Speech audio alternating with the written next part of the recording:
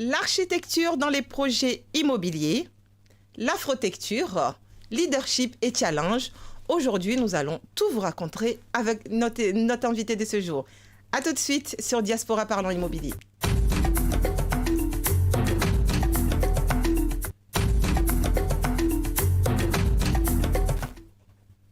Bonjour à tous, bienvenue dans Diaspora Parlons Immobilier. C'est toujours un plaisir pour moi, Sidonie Nguessan, fondatrice de cette émission, de vous parler tous les mois de l'immobilier en Afrique. Mais la thématique de ce jour, nous allons nous axer sur l'architecture.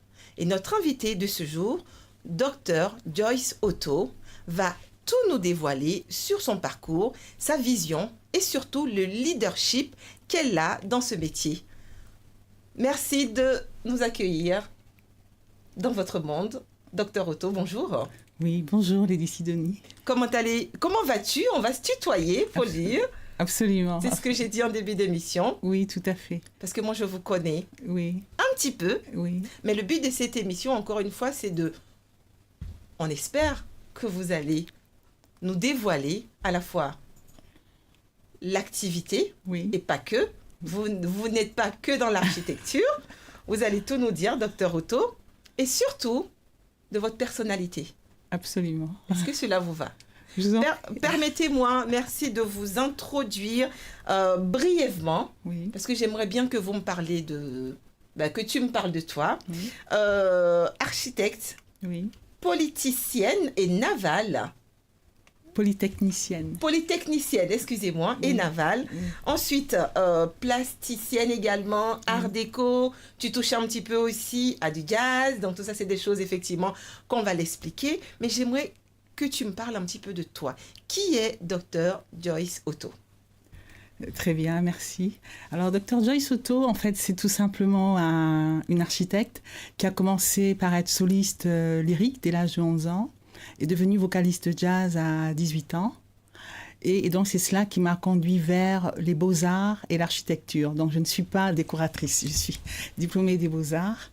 Et donc, c'est ce qui m'a permis d'être directrice artistique, productrice événementielle. Et ensuite, diplômée d'architecture polytechnicienne, 2 doctorats, un en bâtiment gros œuvres, donc industrie, les maisons du futur, et deuxième, architecture navale des bateaux. Pourquoi? Parce que d'origine africaine, l'industrie, c'est le grand nombre. Et l'Afrique, pour moi, c'était le grand nombre. Et c'était important d'être expert en industrie, je le suis. Et les yachts et les bateaux, parce qu'au Cameroun, il y a beaucoup de pirogues, il y a beaucoup de zones d'eau. Et je pensais que c'était possible de voir ce marché se développer. Alors, ces différentes expertises, donc, puisque j'ai été formée à l'américaine, en France, en Italie, à Milan et aux États-Unis. D'accord. Voilà, et donc on n'est pas architecte généraliste en fait, on se spécialise pour avoir un parvis, des lobbies. Donc spécialisé en industrie et technologie des marchés émergents, spécialisé dans la communication stratégique, et donc tout ce qui a trait au lobbying et leadership. Également. Et donc, j'en passe. J'en passe. C'est ce que je disais tout à l'heure à nos téléspectateurs, vous avez un parcours. J'en passe. Fou. Oui. Mais tout à l'heure, vous avez dit quelque chose, Dr Otto, qui, moi, m'interpelle tout de suite. Je ne suis pas décoratrice. Oui. Je suis architecte. Oui.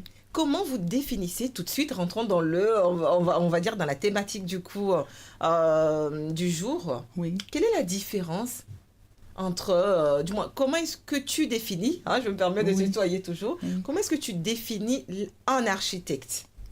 Eh bien, bon, je vais faire un distinguo. Enfin, diplômée des beaux-arts, d'abord, ça veut dire plasticienne. Je suis plasticienne, voilà, sculpteur.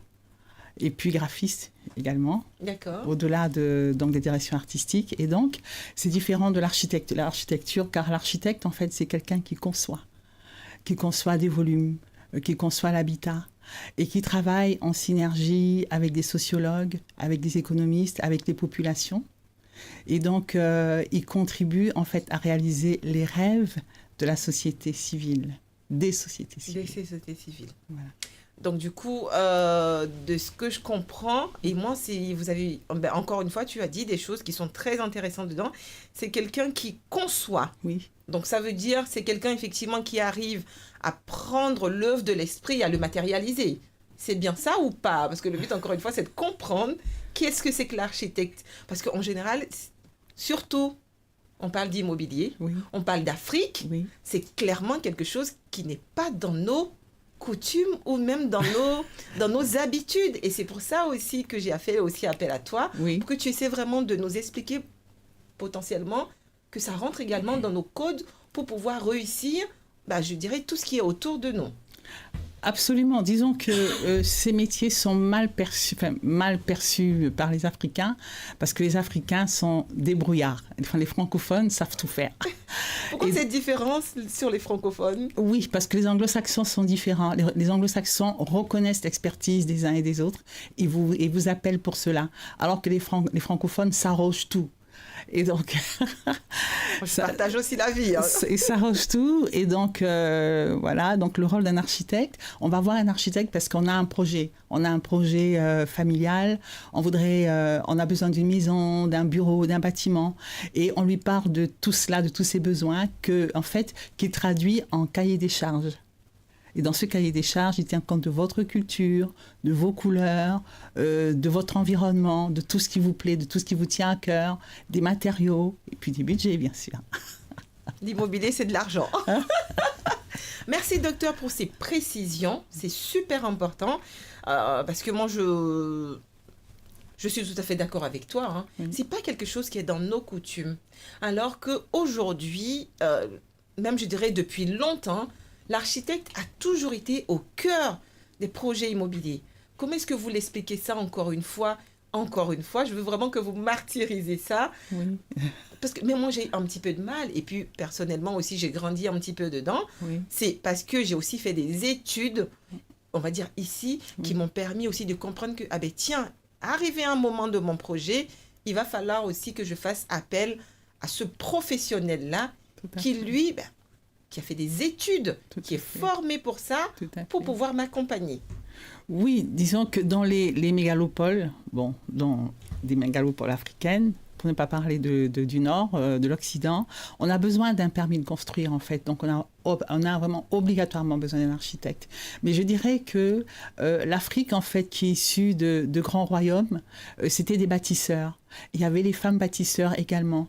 Et ce patrimoine architectural africain, je pense qu'il est à l'origine de cette confusion ou de ce doublon, en fait, qui empêche les francophones africains de reconnaître, en fait, tout d'un coup, un spécialiste qui n'est pas forcément issu d'une lignée royale, mais qui a étudié l'architecture, en fait, l'art de dessiner des maisons, des environnements, des volumes. Vous le définissez très bien et c'est super joli de l'entendre de votre voix. Alors, l'afrotecture. Oui. Un mot que je ne connaissais pas. Oui, je vous l'avoue. On apprend toujours aussi avec nous. Et aujourd'hui, on va apprendre qu'est-ce que c'est que ce mot, docteur. Très bien. En fait, Afrotecture, je vais dire en anglais, Afrotecture Leadership Challenge, qu'est-ce que c'est? Il se trouve que dans les années 90, il y a eu ce mouvement-là, l'afrofuturisme. C'était les Blacks américains, les Afro-américains, qui ont essayé, en fait, en résilience par rapport à l'histoire, de s'approprier le bâtiment, l'industrie et tout ce qui constitue en fait leur lifestyle, en fait leur mode de vie, on va dire ça comme ça. Il y a la mode, l'écriture, la musique, etc. Et donc l'afrotecture, qu'est-ce que c'est? C'est le fait qu'en tant qu'architecte, il m'a été très difficile de réaliser qu'en Occident, par exemple, énormément, je peux dire d'enfants de la diaspora diversité ont acheté des biens. Ils ont des biens, ils ont des bâtiments et conçus de manière tribale. C'est-à-dire que quand vous rentrez dans ces volumes-là, il n'y a pas d'architecture, il n'y a pas de distribution. Ils vous révèlent la case dans laquelle ils ont vécu ou alors les conditions modestes et donc mauvaise distribution, mauvaise orientation, mauvaise implantation.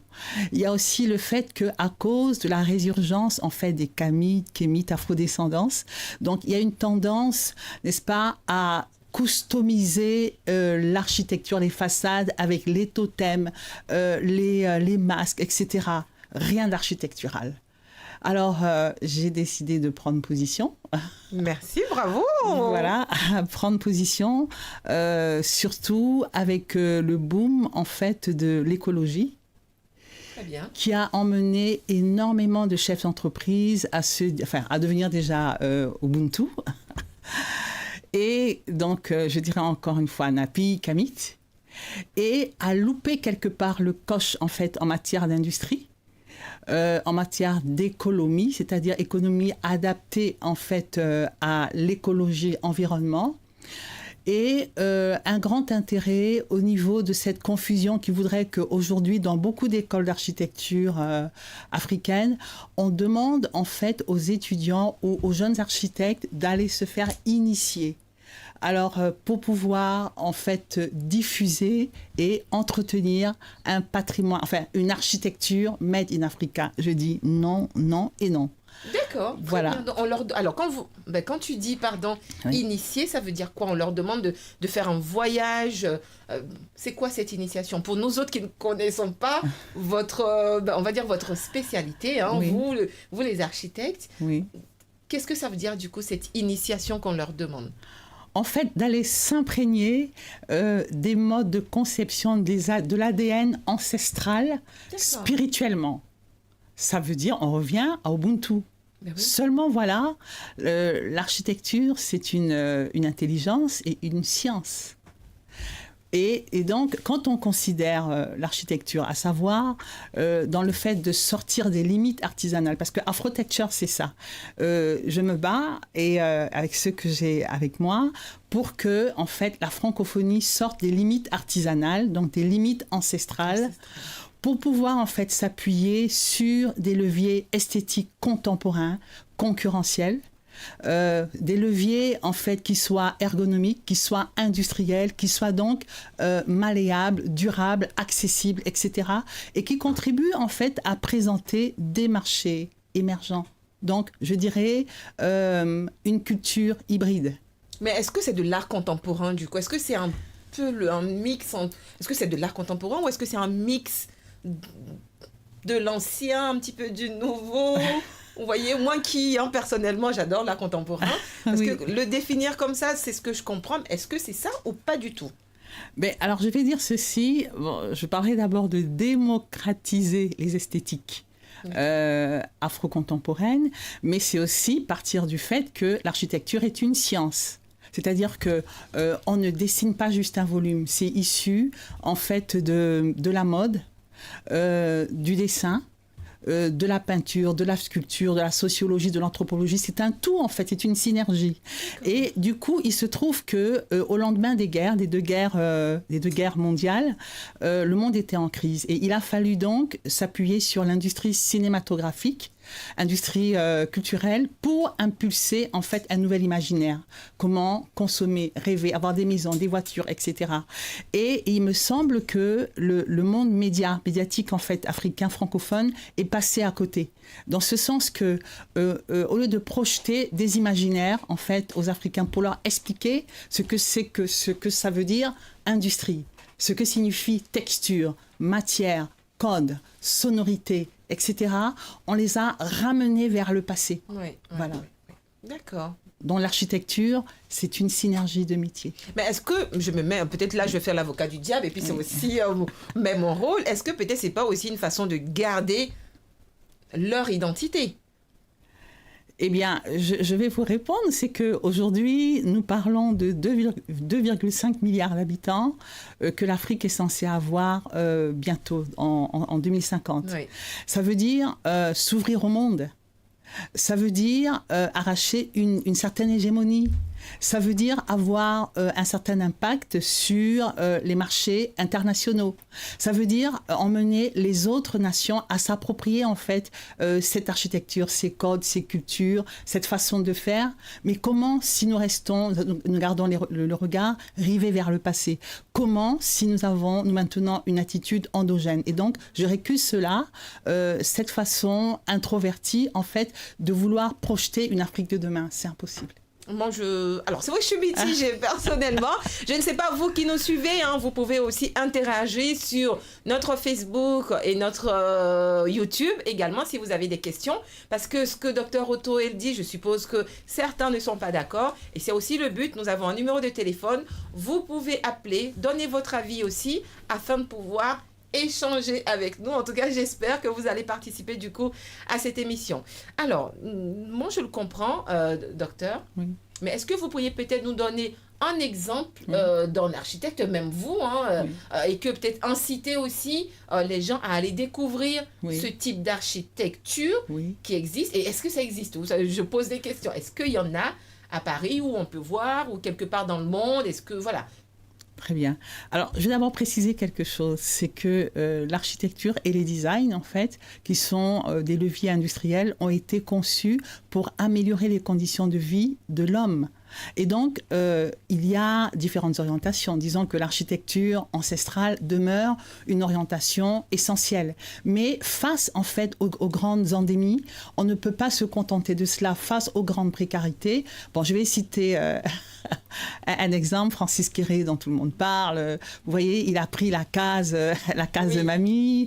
C'est l'architecte burkinabé, hein? Oui, c'est ça. Lui. Oui, nous sommes là en pleine géométrie.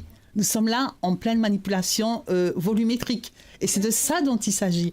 Notre appel par rapport à l'afrotecture, c'est d'appeler en fait les francophones à utiliser leur mindset pour pouvoir déconstruire leur environnement, éclater les portes, éclater les toitures, éclater les murs, péter tout, quoi. Voilà, c'est ça. D'accord. C'est exactement ça. Ok, donc du coup, vous avez cité l'exemple de Francis Kéré, qui est... Mais est-ce qu'ici à Paris, pour encore une fois inciter les gens à aller, est-ce qu'il y a un exemple du coup d'architecte qui le fait? Ou est-ce qu'il y a des prochaines dates? Vous voyez, encore une fois, le but, c'est pouvoir attirer aussi les gens à découvrir ce type d'architecture qui existe. Et bon, moi, évidemment, je m'empresserai aussi d'aller regarder. C'est tellement intéressant ce que tu dis, que pour moi, il faut encore une fois, on arrive à aller le voir. Même toi, personnellement aussi. Oui, je dirais qu'il y a des architectes fameux, hein, comme l'architecte Adjaé, comme le grand architecte Atepa. Je dirais aussi que pour le moment, c'est encore embryonnaire. D'accord. Voilà, c'est une architecture qui est embryonnaire, on en parle beaucoup dans les grandes écoles. Elle est commanditée par les milliardaires et puis les grands bahuts, mais je pense qu'il y a donc un besoin de grande communication. Et c'est pour cela que je peux dire, axé sur le leadership, il m'a semblé intéressant en termes de marché émergent de pouvoir diffuser cela, dire coucou, nous avons rendez-vous avec l'histoire. Je prendrai un exemple contemporain, celui de Zaha Hadid. Voilà, Zaha Hadid, en fait, qui est du Moyen-Orient. Mais c'est aussi l'Afrique dans sa globalité. Qu'est-ce qu'elle a fait? Elle a utilisé des matériaux polymérisés. Donc, je parle aussi de briques de terre polymérisées. Qu'est-ce que c'est, pour ceux qui ne connaissent pas, polymériser? Qu'est-ce que c'est? En fait, ça veut dire rajouter aux matériaux essentiels, primaires, ciment, terre et autres, en fait, des adjuvants à base pétrolifère, par exemple. Voilà, pour pouvoir leur donner un aspect cristal, un aspect métallique, un aspect vraiment accessible, moderne, high-tech. On va dire high-tech. D'accord, donc c'est de prendre l'existence qu'on a, on va dire chez nous en Afrique, et de rajouter quelques éléments afin de créer surtout une typologie on va dire de produits, quoi. Oui, je parlerai aussi de l'architecture organique, en fait, avec plein de courbes. Par exemple, elle, ce qu'elle a fait, elle s'est inspirée de l'architecture africaine organique. C'est-à-dire que ce sont tout ce qui est courbe encore, incurvé, et qu'on trouve, par exemple, à l'ouest du Cameroun, qu'on trouve chez les Peuls, chez les musulmans. Mais cela demande, encore une fois, de l'intelligence, de la géométrie. Donc, nous sommes équipés. Ah oui, nous sommes équipés. Après, encore une fois, comme tu l'as dit, docteur, il faut connaître. Et surtout, il faut la mettre en pratique. Absolument. Et de ne pas rester, encore une fois, avec l'architecture, on va dire, classique qu'on connaît et que, il arrive un moment, il va falloir apporter aussi une autre touche. Et c'est aussi ça, on va dire, ce que vous défendez, hein, les personnes et toi qui commencent à en parler. Oui, cette architecture-là, c'est aussi le bambou qui est polymérisé. Donc, donc du coup, c'est vraiment... en fait tous les produits essentiels dont l'Afrique en fait regorge, mais ramenés à un niveau industriel, technologique. Ah, mais on n'y pense pas. Hein. Ben, moi, clairement, je dirais merci parce que en fait, ça m'amène à poser encore plus de questions parce que c'est des choses que je ne connais pas. Oui. Et c'est aussi vraiment ça aussi le but de cette émission, c'est de pouvoir rencontrer vraiment des personnes comme toi qui mouliner un petit peu quelque chose et que nous autres qui sommes un petit peu en rapport aussi avec des promoteurs immobiliers, des constructeurs dans la commercialisation, à pouvoir potentiellement vous inclure aussi dedans pour ceux qui veulent, pour pouvoir apporter une autre façon, un autre design dans les projets immobiliers. Parlons d'immobilier. Est-ce qu'en Afrique, tu l'as constaté ou pas du tout? Est-ce que vous en parlez? Et puis j'ouvre aussi une parenthèse. Récemment, tu étais au Cameroun. Oui. Tu as fait des rencontres avec des possibles partenaires ou personnes qui sont dans l'immobilier. Est-ce que ça, tu en as discuté? Quel a été leur avis là-dessus? Alors, bon, je vais rebondir sur un point parce que ça, j'avais oublié. En fait, moi, mon principe architectural, c'est celui de la case de mamie. La case de mamie, pourquoi? Parce que les cases des mamies, ce sont des rectangles. Et c'est l'ancêtre du loft. Et donc, j'ai été, directrice artistique et architecte de discothèques, de galeries. J'ai dirigé une douzaine de galeries, de centres culturels, dans lesquels, en fait, j'ai implémenté ce modèle-là et je reste arc-boutée là-dessus.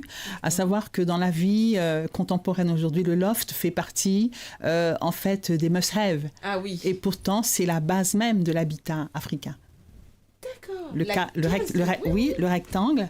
Voilà, vous prenez le rectangle que vous éclatez, vous voyez, vous lui rajoutez juste un niveau, vous avez un loft. Vous avez un loft. Voilà. Et la pièce centrale, qui tenait lieu de salon pour toute la maison, devient le patio. C'est ça la case de mamie. Et où est-ce qu'on peut voir des exemples de ça? Mais partout, chaque fois que vous voyez, vous regardez un loft, faites une projection par rapport à la case de mamie, qui est rectangulaire, c'est un volume. Alors, essayez, rehausser ce volume-là, vous retrouvez donc les chambres autour, avec la case de mamie, avec la cuisine et le patio. Mais nous ne l'avons pas, en fait, diffusé, nous ne l'avons pas élaboré. Pourquoi? Justement, et donc ça veut dire que nous, architectes, en fait, nous avons besoin aujourd'hui d'aller un peu plus loin, aller un peu plus loin que nos métiers, c'est-à-dire nous saisir des outils contemporains et des stratégies actuelles, et nous rentrons donc dans l'immobilier. Et j'allais dire, parlons d'immobilier, est-ce que les promoteurs ou ceux qui construisent sont sujets à ça? Parce que ce que vous proposez, moi, tout de suite, ça m'a ouvert un peu les chakras, on va dire. Pour moi, c'est tellement magnifique tout de suite. Oui. Vous leur avez en parlé. Quel a été leur ressenti? Est-ce qu'ils sont pour ou pas? Est-ce qu'ils réfléchissent? Je dirais qu'il y a un hic au niveau de l'immobilier en Afrique. Dans ce sens que l'immobilier est polycentrique, c'est-à-dire qu'on peut considérer ça comme une industrie de holding, en fait, qui tient compte des comportements, des habitudes, en fait, de la société civile. Mais nous avons, en fait, l'immobilier aujourd'hui est tenu par beaucoup de commerçants, enfin, beaucoup d'hommes d'affaires, vraiment qui ont compté démultiplier les marchés, et donc qui n'ont pas tenu compte d'un certain nombre d'éléments. Et là, on peut parler de durabilité, l'ESG, à savoir l'économie, c'est-à-dire l'environnement de l'homme, l'aspect social, la gouvernance. Ils n'ont pas tenu compte des habitudes, ils n'ont pas tenu compte des évolutions, ils n'ont pas tenu compte des mutations. Donc, quand vous allez en Afrique, vous rencontrez des maisons partout, des grandes, des belles, des moins belles, des pas construites, des construites. Oh, c'est infernal. On en voit de tout. Oui. Donc, besoin absolu d'architectes. Je suis tout à fait d'accord avec vous. Je ne connais. Le mois dernier, nous avons rencontré un professionnel sur le Cameroun. Oui. Je me permets de saisir sur le Cameroun aujourd'hui. Et je pense que quand même dans tout pays africain, ça quand même il faut qu'on le conçoive. Et heureusement, nos États aujourd'hui ont, en tout cas on va dire des organismes qui regroupent les architectes ou des promoteurs vous étiez au Cameroun, est-ce que vous leur avez rencontré? Pas eu le temps? Parce que pour moi aujourd'hui c'est quelque chose, je parle sous la réserve de celui qui était là. Il y a une agence nationale aujourd'hui qui gère un peu tout ça, même si je comprends que peut-être aujourd'hui ils ne sont pas ouverts à ce type de construction. Oui. Écoutez, je vais vous donner toujours pareil de réponse. Alors, j'ai poussé un coup de gueule parce que l'urbanisme va très mal en Afrique. Parce que, les maires, je m'excuse. Hein, on est là pour tout dire. Voilà, Ils écoutent aussi et surtout, c'est vraiment, je me permets de te couper, on est vraiment sur une émission pour apporter aussi notre vision sur l'évolution de l'Afrique. Tout à fait. Tout à fait. Et donc, en fait, les maires qui sont, je pense, politiquement nommés, n'ont pas de grande culture urbanistique. Et il se trouve que beaucoup d'architectes, en fait, bien sûr, pour pouvoir assurer une stabilité de vie, se sont alignés par rapport au marché public. Exactement. Et donc, ce qui fait qu'en matière de conception, on n'a pas énormément d'architectes qui aient accepté de prendre des risques, puisque les francophones n'aiment pas prendre de risques. Là, tu me stigmatises beaucoup, attention. Oui. Ça veut donc dire que la tâche est énorme, elle est vaste. Vous voyez ? Et donc, aujourd'hui, c'est vrai qu'il y a l'Ordre des architectes, j'ai été très, très bien reçue. Ils ont été magnifiques. Et donc, je fais un coucou au président de l'Ordre, Jean-Christophe, et à tous les grands frères architectes qui m'ont reçu et tout ça. Je vais aussi saluer une très grande lady qui était la première présidente de l'Ordre des architectes, qui s'appelle Lady Anne-Marie Medou, qui est extraordinaire, c'est un génie. J'ai été convoyée, managée par une architecte également extraordinaire, qui s'appelle Edith Fleur Mipo. En fait, j'en ai rencontré, je parle des grands frères architectes tels que Ben Koa, etc., Roger Ondoa, etc. Il y en a à l'appel. Et donc, ils sont extraordinaires. Seulement, je pense qu'on est formaté quand on ne vit pas, quand on n'a pas une posture diasporique, si je puis dire ça comme cela, parce qu'il y a une sécurité économique à assurer. Oui, à assurer. Voilà. Et du coup, ça pose un problème. Le problème, c'est en matière d'innovation. Pourtant, il y a fort à faire. Alors, je vais prendre un exemple. Vous me direz, oui, mais encore. Vous voyez, l'architecture et l'immobilier, en fait, se conçoivent par rapport à 4-5 grands modèles. Il y a le modèle social, le modèle médiatique, le modèle professionnel, le modèle économique et les modèles institutionnels. Ça veut donc dire qu'il appartient en fait aux architectes dans les sphères de l'immobilier de pouvoir en fait développer cela, c'est-à-dire interpeller quant au mode de vie, au niveau de vie. Vous savez qu'en Afrique, il y a un taux d'exode rural exponentiel. Exactement. Voilà. Et mais pourquoi ? Je pense que ça... Pareil que ce qui se passe au Cameroun ou en Côte d'Ivoire ou dans d'autres pays. Partout, au Gabon, partout. Oui, partout. Oui, mais c'est normal en fait, parce que vous savez que, tu sais que nous sommes à l'ère de la numérisation, la digitalisation, et tout le monde aspire en fait à cette vie contemporaine. Il y a énormément de problèmes d'insalubrité, il y a énormément de problèmes de longévité, problèmes de santé publique. Les hôpitaux sont mal équipés dans les zones rurales, donc les familles se tournent vers les grandes villes. Il y a un développement incommensurable de bidonvilles, en fait, tout autour des mégalopoles, à cause de cette précarité. Et donc, tout ce langage-là, tout ce travail, toute cette communication, en fait, elle incombe à qui ? Elle incombe, en fait, aux architectes d'une part, aux cinéastes de l'autre, et aux journalistes également, parce que ils sont, en fait, l'imaginaire de la société civile. Je suis d'accord. Voilà. Donc, tout est à faire. Docteur, attention, vous nous tapez un peu trop là. Non, mais en même temps, ce que tu dis, c'est tout à fait normal et c'est dommage à la fois. Mais encore une fois, ce que moi je veux dire, et peut-être certains le pensent aussi, vu qu'ils sont dedans, et tu l'as très bien dit, c'est leur mode de vie. Et je pense que certains aussi ont déjà peut-être pris des risques qui n'ont pas marché, et raison pour laquelle ils ont dû reculer et faire avec et avancer avec. Et ça, c'est quand même aussi un outil à ne pas oublier aussi dans ces architectes-là de renommée qui sont partis, ils ont essayé des choses, mais on connaît nous connaît, nous les Africains, quand on ne veut pas changer, on ne change pas et surtout on est bien dedans, mais c'est surtout que ça les impacte aussi et l'impact, ils ne le voient pas tout de suite. Oui, disons que la francophonie dans l'Afrique a ceci de particulier, c'est que ce sont de jeunes nations, en fait, qui ont un train de vie de grandes nations, on va dire ça comme cela. Merci de le préciser. Voilà, et donc, du coup, ce rôle-là incombe à la diaspora. Donc, nous arrivons à la diaspora face à l'immobilier. Il se trouve qu'aujourd'hui, l'Afrique a besoin de vivre, la francophonie, une transition. une transition en termes de mode de vie. Et cette transition-là ne peut être que conçue par les architectes.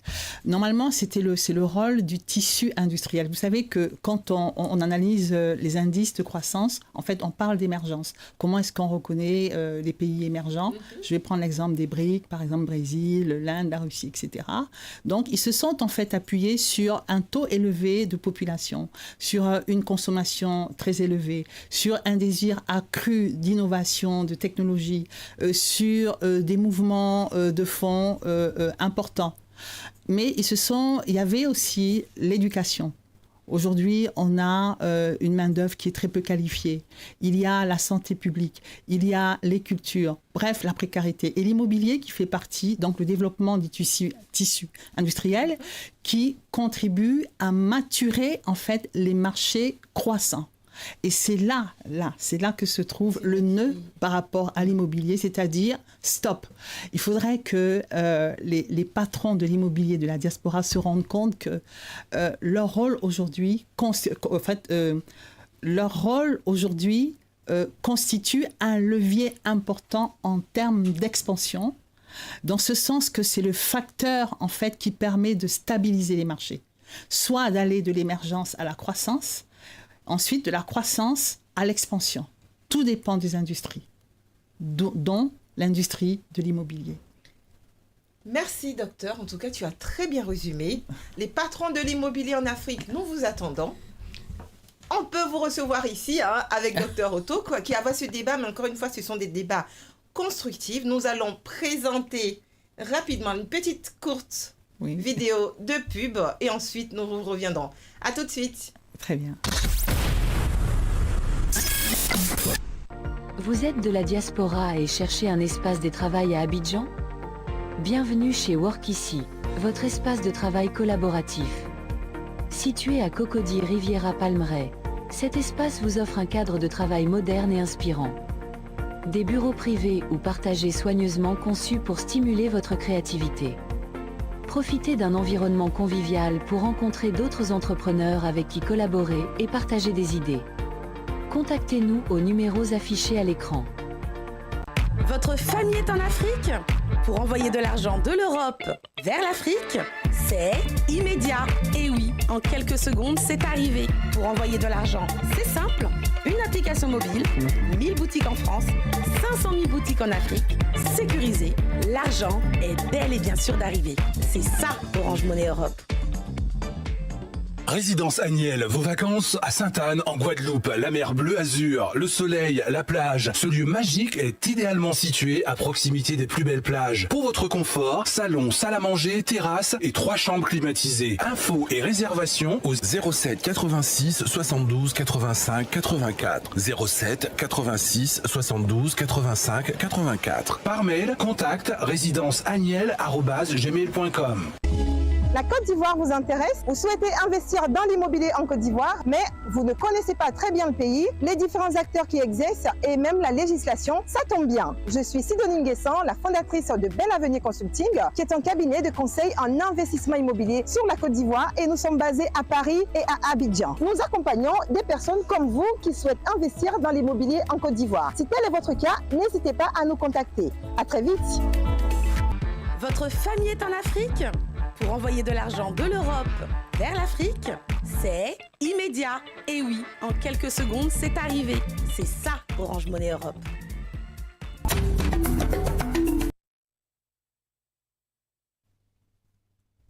Retour sur le plateau de Diaspora Parlons Immobilier. Merci beaucoup à Dr Otto d'avoir accepté cette invitation aujourd'hui pour nous parler d'architecture, mais pas que, d'afrotecture. Je ne sais pas vous, chers followers, qu'est-ce que vous avez appris de tout ce qu'on s'est dit sur la première partie? Et sur la deuxième partie, nous allons parler d'une qualité qu'elle a. Et moi, c'est dans des événements à Paris que je l'ai rencontrée. C'est une femme, quand elle vous parle du leadership des femmes. Aujourd'hui, on est toujours encore dans le mois de mars. C'est notre mois. Et Dr Otto, c'est une femme, mais je vais pas tout vous dire, mais franchement, j'aimerais qu'elle vous parle de ce côté-là, du leadership, mais pas que du leadership des femmes. Oui. Parce que je t'ai vu à 2 reprises organiser des événements Et franchement, moi, j'ai adoré. Et c'est pour ça aussi que je t'ai contacté. Parce que, encore une fois, avoir des femmes comme toi, moi, je vous appelle des grandos. Oh, c'est un peu mon terme. Des grandes sœurs qui vous battez, encore une fois, pour la place de la femme et surtout dans nos différents métiers. C'est quelque chose qui m'impressionne. Comment t'es venue l'idée d'avoir, je pense que ça s'est fait naturellement, ce leadership que tu as, cette vision aussi aujourd'hui dans le partage avec les femmes. J'aimerais vraiment que tu nous partages vraiment ton avis là-dessus. Très bien, merci. Je dirais que, en fait, je suis née dans une famille dont les parents s'occupaient beaucoup des autres. Ils ont emmené à d'abord nous préoccuper, à servir l'autre. Et donc, ma mère a été cofondatrice en fait d'un très grand réseau, les Antilopes qui préparaient les femmes leaders à bâtir en fait les nations francophones. Voilà. Et mon père, lui, a fait beaucoup de lobbying en fait pour aider les Africains à rentrer à Harvard et tout dans les grandes universités américaines et à se promouvoir. Et donc, du coup, nous avons été élevés dans le sens de l'autre, pas soi, l'autre. Et donc, devenue soliste à l'âge de 11 ans, quand on devient soliste, on vous dit ceci. La voix que vous avez, elle ne vous appartient pas. C'est quoi soliste, pour ceux qui ne connaissent pas ce mot? Un soliste, c'est quelqu'un qui chante et qui chante seul avec derrière lui tout un orchestre. D'accord. Voilà. Ah oui, ceux qui sont devant à faire comme ça, là, peut-être. Non, ça, ce sont les chefs d'orchestre. Les chefs d'orchestre, voilà. d'accord. Mais le soliste, en fait, c'est celui qui porte la voix et donc qui parle à un auditoire de 1000, 2000, 3000 personnes. Donc, vous apprenez à servir un auditoire, à vous oublier et à respecter, en fait, les musiciens qui sont plus âgés que vous. Donc, c'est là qu'a commencé l'école de leadership, en fait, qui a pris son essor avec ma famille et qui s'est développée dans les différentes études que j'ai faites, puisque je suis aussi expert en leadership, knowledge management. Moi, ça ne m'étonne pas, hein. Moi, je t'ai vu. Hein. Voilà, et donc je dirais que malencontreusement ou heureusement, étant déjà sur les podiums depuis très petite, donc j'ai été poussée dans la production. Et vous savez qu'à l'américaine, en fait, quand on est diplômant ou doctorant, on vous emmène à commencer à signer des contrats. Et donc, j'ai signé un gros contrat avec une très grosse discothèque à Milan. D'accord. Voilà, parce qu'ils n'avaient pas de clientèle. Il fallait donc repenser les volumes, repenser en fait toute leur industrie, la façon, en fait, la lifestyle, quoi. Et donc, de fil en aiguille, le bruit s'est répandu et j'ai été appelée en fait sur plein de plateformes, disant que je n'ai pas attendu de finir des études pour que le leadership s'exprime. Et il se trouve que, en tant que plasticienne, me trouvant dans des galeries, les directeurs m'ont dit « mais on a appris que vous étiez architecte », ils m'ont confié des volumes. Et vous savez que l'architecte a ceci de particulier, ce qui n'est pas toujours très bien payé. Alors, il fallait trouver des astuces. Et donc, et ils avaient tous des entreprises. Alors, et leur chiffre d'affaires ne marchait pas très bien. Alors, nous avons donc trouvé un terrain d'entente. Voilà comment est-ce que l'architecte, qui était expert en leadership, s'est mis à s'occuper de la gouvernance en fait des entreprises, et ce qui m'a propulsée dans la maîtrise d'ouvrage, dans le leadership. Et un jour, on m'a dit, mais où sont les femmes qui vous ressemblent? Et c'est comme ça. Voilà. Elles sont où ces femmes qui vous ressemblent? Tout à fait. Où sont les femmes qui vous ressemblent? Bon, je dirais qu'il a fallu aller les chercher. Ça a été très dur. Je le dis toujours parce que j'étais empoisonnée, j'ai été intimidée. J'ai eu des coups partout et tout ça. Pourquoi pas vous? Pourquoi toujours vous? Non, c'était pas pourquoi toujours moi. Je veux dire que j'ai appris à ne pas dormir, à ne presque jamais dormir. Oui. Et donc, parce qu'il fallait apporter des preuves. C'est-à-dire que les patrons, c'était des gens assis, c'était des sexas, des quinquas. Moi, j'étais un jeune diplômé, jeune docteur. Il fallait faire ses preuves. Et donc, il a fallu aller chercher les femmes. Et donc, c'est comme ça que j'ai créé une chambre économique, la Women Business Chamber. D'accord. Voilà. Qui est basée où, ici à Paris? Dans le 8e. D'accord. Voilà. Donc, le but était de donner de la visibilité à ces femmes chefs d'entreprise qui se disaient prédestinées à parler sous la table au lieu de se mettre sur la table. Dans la lumière. J'adore son parler. D'accord, ok, très bien, docteur. Mais franchement, c'est magnifique ce que tu dis. Oui. Et moi, c'est quelque chose qui m'a marqué tout de suite quand tu l'as présenté en disant, on a toujours, et ça, moi, maintenant, je le vois, Oui. et c'est surtout, je le refuse. Nous, les femmes africaines, je le dis, je préfère vraiment le préciser. Oui. On pense beaucoup aux autres qu'à soi-même. Oui, Pourquoi ? très simple. Toi qui gères ça, Oui. je suppose que toutes les femmes, et que tu l'as remarqué dans toutes les femmes, Oui. moi, aujourd'hui, je te donne ma vision. Moi, pour moi, c'est non. Je pense maintenant à moi Oui. avant de penser aux autres. Oui. D'où ça vient, tout ça ? Je pense que tu as eu des échanges avec des femmes. Pourquoi ? Moi, je dis non, je ne veux plus. Mais d'où ça vient, tout ça ? Il faut qu'on pense à nous avant. Je dirais simplement que c'est tribal. L'Afrique est féodale. C'est vrai. L'Afrique est féodale et la femme procrée. Alors, dans les sociétés secrètes où les femmes ont été intronisées comme matrones, on devient matrone quand on ne procrée plus. Donc, à 50, 60, 70 ans. Et donc, c'est pour cela que les femmes francophones ont eu beaucoup, beaucoup de mal à se faire respecter. Se faire une place. Voilà. Donc, je dirais que... Moi, je ne parle pas de plafond de verre. J'ai parlé d'un travers qui s'est installé. Les femmes francophones ou africaines ayant été inféodalisées ont choisi de se baltariser. Oula, ce mot Balthazar, attention. Voilà. Voilà, il faut le dire. Pour ceux qui sont, on va dire, du côté du Cameroun, la Côte d'Ivoire, c'est juste une petite touche pour rigoler. Mais c'est vrai que c'est quand même fou. Oui. Moi, je l'étais avant, clairement. Oui. Moi aussi, je viens d'Afrique. Oui. Je vois très bien mes parents, surtout ma mère. Surtout les femmes, ça c'est sûr. Oui. On a ce côté-là, mais je pense qu'arrivé un moment, et peut-être les hommes ne vont pas être contents de l'entendre, quand on décide de prendre une casquette très business, Oui. très entrepreneuriale, on trouve qu'on change. Quel est ton avis là-dessus ? Je vais donner plusieurs réponses, pareil. Je vais dire que je parle de mutation. À savoir que tous les 3 ans, l'être humain mute. Mais lorsqu'on vit en couple, en famille, en fait, on ne tient pas compte de ces mutations-là. Je dirais aussi que les femmes africaines en Occident ont pris de mauvaises habitudes. Celle de se mettre dans les couettes, sous les couettes. Et ça fait donc que vous allez remarquer qu'un phénomène fort au niveau du leadership, à l'époque où Lady Kamala Harris donc, était debout pour pouvoir éventuellement diriger le pays, le continent le plus important, les États-Unis, à ce même moment-là, à ces mêmes horaires-là, sur les mêmes médias, on avait la femme africaine francophone qui était baltarisée. Vous voyez le choc? Oui. Et c'était réel. Ça veut donc dire que la femme africaine doit se prendre en main. La femme africaine n'est pas spécialement, elle ne mute pas spécialement. L'homme aussi mute. Mais nous devons nous défaire en fait d'un phénomène, celui de la séduction. C'est-à-dire que on parle beaucoup du leadership féminin en termes de gouvernance, parce que les femmes, c'est elles qui dirigent les familles. Donc, elles ont un grand potentiel en termes de gouvernance, sur le plan institutionnel, sur le plan entrepreneurial. Oui, mais les hommes ne nous donnent pas la place, excusez-moi, docteur. Oui. Qu'est-ce qu'on peut dire de ce côté-là? Ça va être un débat. On est vraiment là sur, on va dire, le petit quart d'heure leadership des femmes, parce qu'il faut surtout, encore une fois, j'ouvre une parenthèse sur l'immobilier. Oui.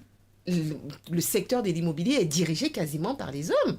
Et quand une femme, un peu comme nous, on veut prendre cette place-là, je pense qu'on est tout de suite, je dirais, mis par terre, voire en dessous de terre. Et là, je ne pense pas que que ce que je dis, tu vas dire non. Et je pense que c'est... Personnellement, t'en as bavé, ça c'est sûr. Mais pourquoi est-ce qu'on ne nous laisse pas aussi prendre notre place? Même si c'est ce qui est dit, mais personnellement, moi je dis non. J'ai un avis différent. D'accord. Je dirais qu'il ne s'agit pas de prendre notre place.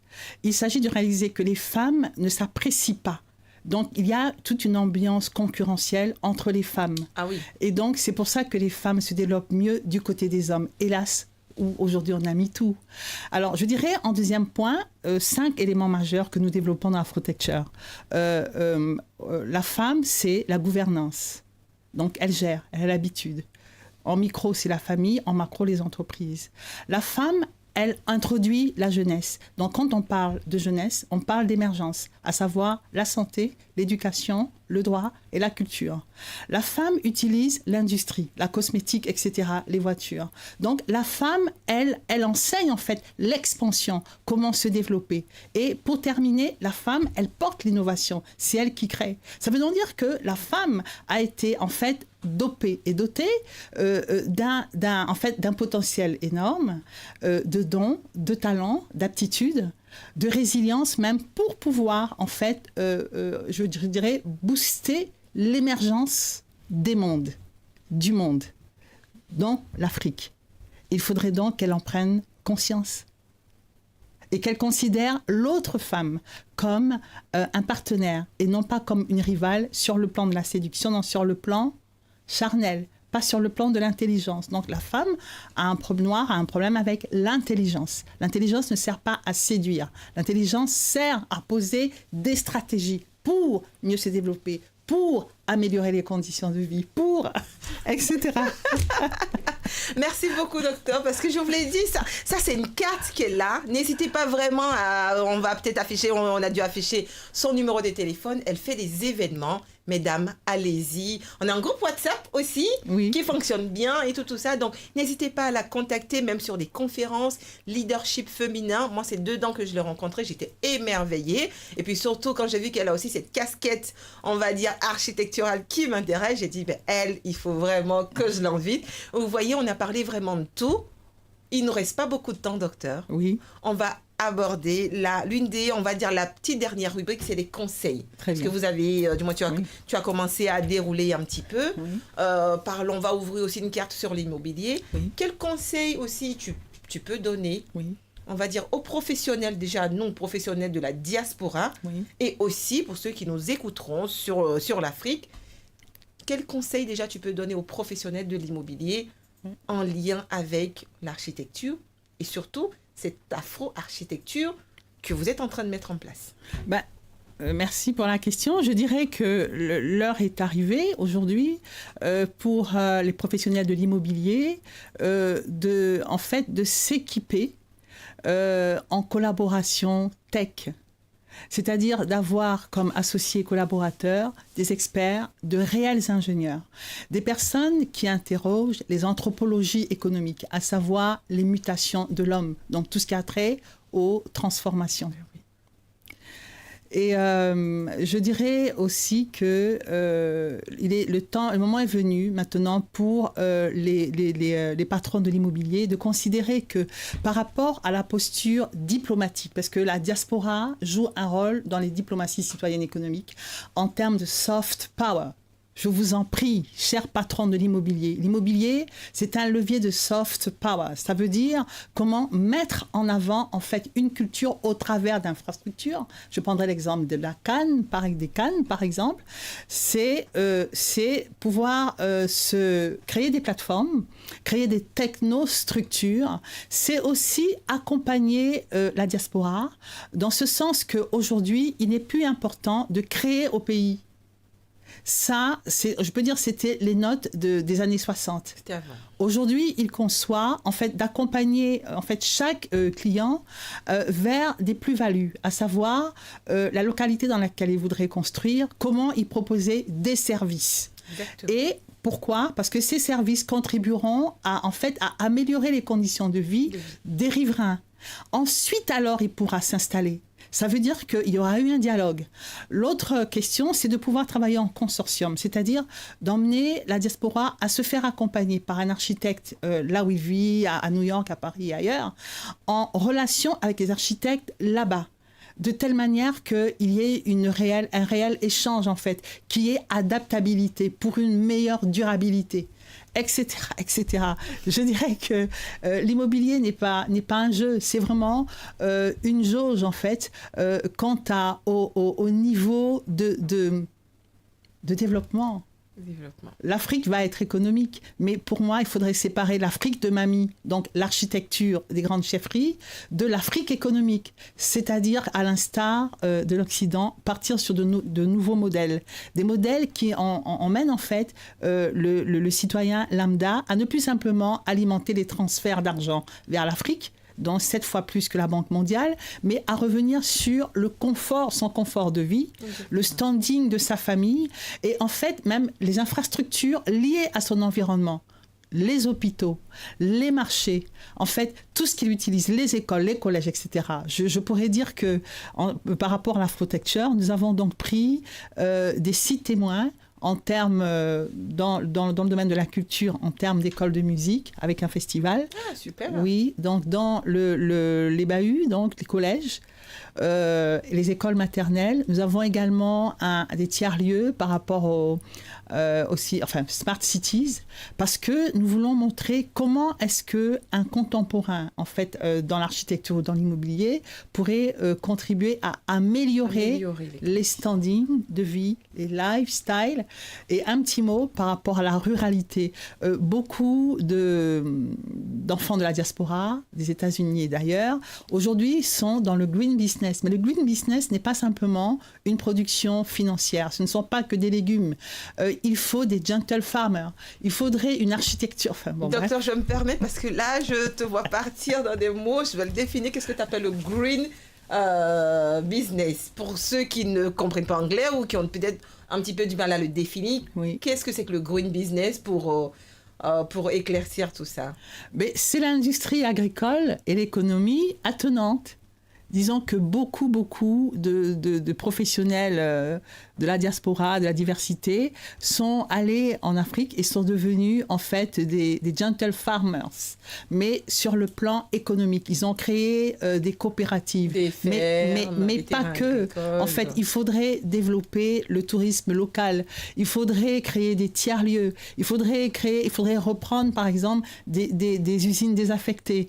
Il faudrait leur montrer, en fait, comment on installe des hubs, comment est-ce qu'on se déplace dans l'arrière-pays, comment est-ce qu'on se vêtit, comment est-ce qu'on s'habille. On ne peut plus utiliser que la houe, que des matériaux qu'on va louer à la grande coopérative. Il faut toute une industrie, en fait, toute une industrie, toute une quincaillerie adaptée à un nouveau mode de vie. Merci.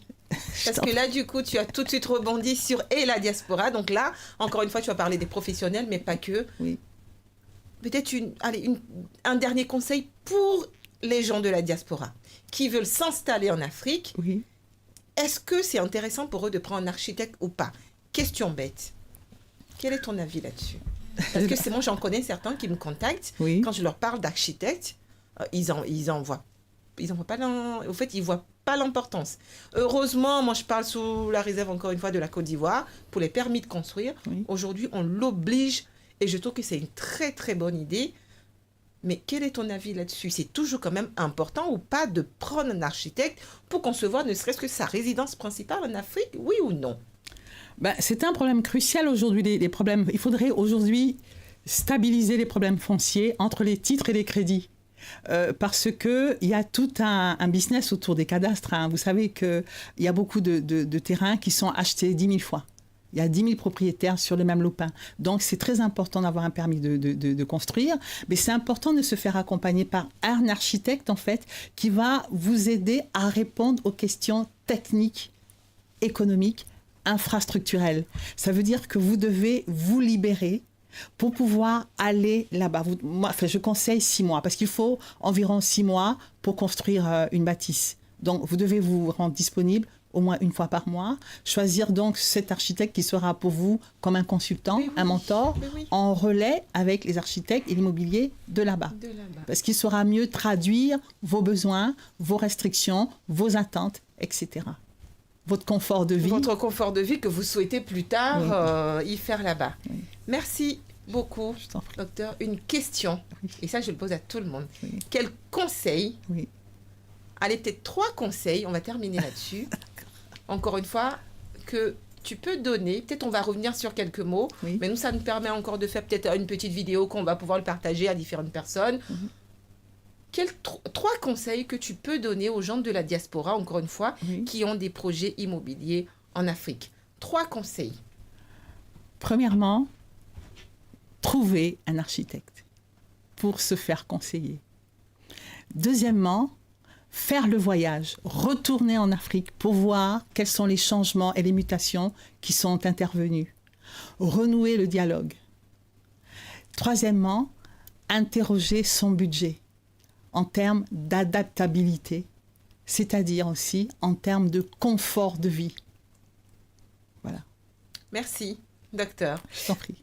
Petite actualité.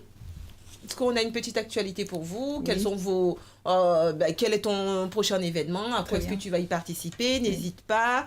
Ils sont là. Comment est-ce qu'on peut te contacter aussi? Voilà, le but, c'est aussi ça. Oui.